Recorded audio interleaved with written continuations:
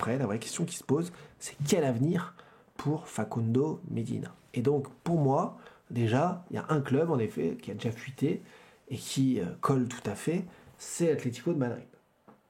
Donc là, c'est le maillot de Grisou, bien sûr. L'Atlético de Madrid, la Grinta de Simeone.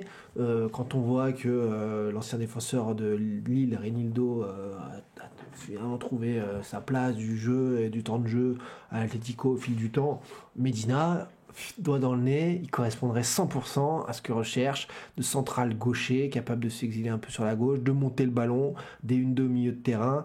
Donc Facundo Medina, vraie bonne pioche pour l'Atlético de Madrid. Lui, step au-dessus, club qui joue le titre en Liga, au moins la 3e place, et qui joue aussi de faire bonne figure, plus que bonne figure en Ligue des Champions. C'est magnifique, ça colle. Bon, en France, on le sait, j'étais le premier à vous en parler, depuis des mois et des mois, même années, c'était déjà l'an dernier, je vous en parlais. On me disait, n'importe quoi, bon, maintenant tout le monde a confirmé. En effet, l'OM, l'Olympique de Marseille, qui, via Mehdi Benassia, le Pablo Longoria, ont entretenu le lien depuis des mois et des mois pourquoi pas s'adjuger ses services au moment où il serait libre, puisque il y a encore un an, il avait prolongé avec Lens, il était inachetable, trop cher, invendable, vous le prenez dans le sens que vous voulez. Mais donc, Facundo Medina, cet Argentin devenu international, a une valeur. Est-ce que pour Marseille, qui devrait jouer la Ligue des Champions, qui pourrait aussi officialiser sa cession à avoir, ça pourrait métamorphoser le club, est-ce que c'est le bon moment pour aller sur ce type de joueur qui va rester quand même assez cher, parce que, voilà, comme je le dis, international argentin, ça y est, il a joué la Ligue des Champions, est-ce qu'il fallait pas le prendre avant pour un club comme l'OM? Je sais pas, mais en tout cas, c'est sûr qu'il t'apporterait d'autres garanties que ce que tu as. Quand tu vois qu'au final, un Cornelius plus un Brassier, ça a été combien? Plus de 20 millions d'euros de mis sur la table pour ces joueurs-là l'été dernier.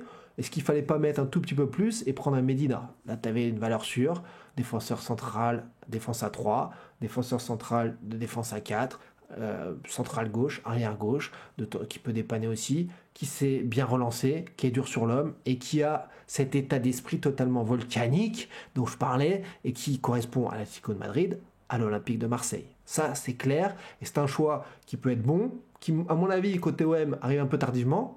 Il aurait dû le sentir avant, et aller chercher avant Medina. Ils l'ont pas fait. C'est le propre aussi des clubs comme Paris et Marseille. Souvent, ils arrivent en retard ils osent pas, ou ils savent pas développer les joueurs, du coup, ils les prennent tard, comme ça. Mais là, Medina coche les cases pour arriver enfin à cet OM qui prendrait enfin son envol et qui redeviendrait le grand club apte à concurrencer Paris. Et on sait comment ça peut se passer avec de nouveaux actionnaires. Il y a le pacte d'associés depuis 1 an. On espère que ça ne traînera plus des années désormais, mais on verra, on n'en sait rien. Là, l'autre club, quand je parle de volcanique, qui joue la Ligue des Champions, qui est en forme, qui correspond au tempérament de Facundo Medina, c'est ce club-là. Il faudrait d'ailleurs que j'étoffe mon nombre de maillots de ce club, et n'a pas assez. C'est le Napoli, bien sûr, de Maradona, de Kvaratskhelia, de Cavani, de Lavezzi, etc. etc. Le Napoli, alors, il y a plusieurs inconnus là-dessus. Moi, ça me plairait beaucoup de le voir là-bas. Medina, il renforcerait la défense. Il n'y a pas un effectif de fou. Ils sont leaders pour l'instant et bien partis à 2-3 journées de la fin de Serie A pour être champion d'Italie, ce qui serait énorme. À nouveau champion avec Antonio Conte qui a fait ça en une saison incroyable. Après la saison ratée l'an dernier, de remonter si haut, si vite. Alors ça aide de ne pas jouer tous les 3 jours, mais quand même, avec cet effectif-là, en faire ça... Chapeau de la part d'Antonio Conte, et Medina apporterait un plus. Mais est-ce que c'est intéressant vraiment pour lui d'arriver dans ce Napoli-là l'an prochain? J'ai un léger doute. Et pourquoi? Parce que contexte très compliqué, président qu'on connaît, infernal, Conte qui est pas sûr de rester. Il a été demandé un temps là, par la Juve pour l'après Tudor. Il connaît bien la Juve, Conte. Les dernières grandes heures de la Juve, il y était aussi. Joueur et entraîneur, et donc il pourrait très bien partir à la Juve. Parce que De Laurentiis à Naples aussi, il met tout le monde sur siège électable et Conte le sait. Est-ce que Conte, champion, pourra faire mieux l'an prochain avec pas des si gros moyens que ça à Naples? Il peut être capable de dire aussi j'ai pas assez de moyens pour poursuivre l'aventure. Et c'est un homme un peu de 1 ou 2 saisons, Conte.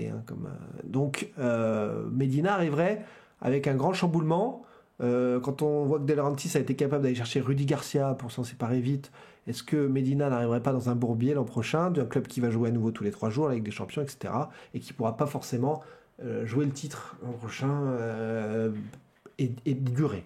À voir. Attention, il faut attendre de voir l'avenir d'Antonio Conte, à mon avis. Autre club qui pourrait être intéressant, mais là aussi, il faut attendre l'avenir du coach. Et c'est pour ça que l'avenir de Medina pourrait se jouer peut-être que à fin juin, début juillet. C'est la Roma. La Roma, la Louve de Dybala, qui a dit qu'il resterait à la Roma la saison prochaine. Mais Ranieri a fait un truc de fou. Un comeback monumental à Ranieri. La Roma était limite relégable et désormais joue sur les dernières journées une place en Ligue des Champions avec la Juve. C'est énorme, avec à peu près la même équipe. Ghisolfi retourne en état de grâce, le directeur sportif passé par Lens et Nice. Alors, waouh, c'est énorme, mais c'était Ranieri. Et Ranieri arrête en fin de saison. Donc pareil, t'arrives à la Roma, Medina il sera titulaire à la Roma, top niveau, top idée, ça colle, top joueur dans une équipe comme ça, avec certains top joueurs comme Dybala. Mais on sait comment c'est, comme ça la Roma, des hauts, des bas, des hauts, des bas, des hauts, des bas.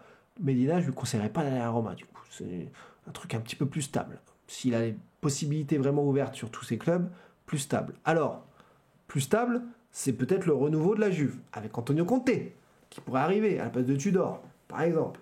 La Juve, j'adore ce maillot, d'ailleurs, le sort de cette année.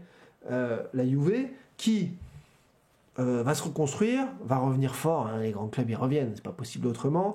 Kenan Yildiz qui va prendre aussi de l'ampleur, ils vont faire des meilleurs choix, ils vont, comme je l'ai dit avec le départ de Thiago Motta, ils vont certainement enfin comprendre les taupes, les problèmes qu'il y a en interne et changer les choses pour le mieux du club et l'institution, j'espère en tout cas. Donc peut-être qu'il y a une piste Juventus intéressante pour lui.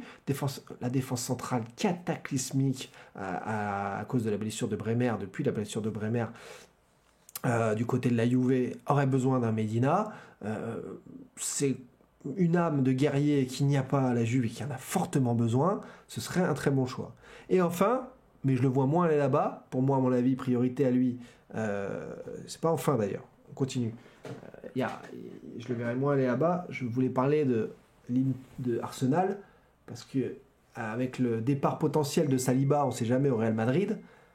Tu te dis qu'il y a Calafiori, il y a Gabriel qui reviendra, mais un troisième défenseur central. Alors ça fait un autre gaucher comme Calafiori, mais comme Medina, ça peut le faire. Ça peut être top, ça peut être magique. Mais je le vois moins en Angleterre. Là, et surtout lui, ambiance Maté, ambiance Azado et tout ça, va plutôt au sud de l'Europe qu'au nord, va t'amuser, va vivre. Va en Espagne, en Italie. Mais là, justement, en Italie, l'autre idée, et moi, elle me plaît beaucoup, celle-là. Ça, c'est mon maillot de chouchou, hein, bien sûr. C'est Mickey. Mais l'autre idée, c'est l'Inter. Parce que Ivan Cordoba, le Colombien, souvenez-vous, ouais, Medina, il a ce côté-là, Ivan Cordoba, pas si grand que ça, une dégaine de fou, un style sur le terrain, la hargne, volcanique, bon joueur, capable, plus que Cordoba peut-être, de en plus remonter la balle, il est énorme, impact, endurant, et il y a beaucoup de turnover à l'Inter, donc les joueurs jouent, il y a beaucoup de suspendus, blessés, on voit que Bissek là, a joué la demi-finale alors que c'est Pavard le titulaire, sur blessure, mais voilà, on voit que Bastoni joue beaucoup sur ce poste de central gauche, mais il n'est pas amené aussi, Bastoni, à avoir une incroyable proposition d'un club incroyable, hein, après une potentielle victoire en Ligue des Champions aussi cette année, 50-50 contre Paris. Donc, Medina est dans une situation où il va falloir, avec son agent, voir un petit peu ce qui se profile, mais je pense garder 3-4 portes ouvertes pour un très très beau transfert tremplin cet été, et qui pourrait... certainement, selon les choix de coach ça normalement dans la première quinzaine de juin on va y voir plus clair, là on voit que Xabi Alonso va signer au Real Madrid, Ancelotti s'en va, etc. C'est fort possible. Chris qui nous dit il y a le Barça aussi qui a plus de défense, c'est intelligent aussi au Barça, mais je le vois un petit peu moins là-bas parce que tu as une défense qui est souvent très exposée, et Medina c'est un super défenseur, mais bon, quand t'es exposé, tu prends cher. Alors mais c'est pas une mauvaise idée le Barça, en effet. Je le voyais plus à l'Atlético de Madrid, mais c'est vrai que le Barça en aurait besoin d'un gars comme ça, et je pense qu'il a l'étoffe pour devenir un top au niveau international, défenseur central. Ça me paraît fort possible. Ça me paraît fort possible. Voilà les amis, ce point mercato, ce point avenir de Facundo Medina qui relance cet été. Ça c'est quasiment sûr. Avec une belle offre. Cucu Aprelin, lui, il nous dit qu'il le voit plutôt à l'Atlético. Ça nous fera mal son départ de Lens, en effet.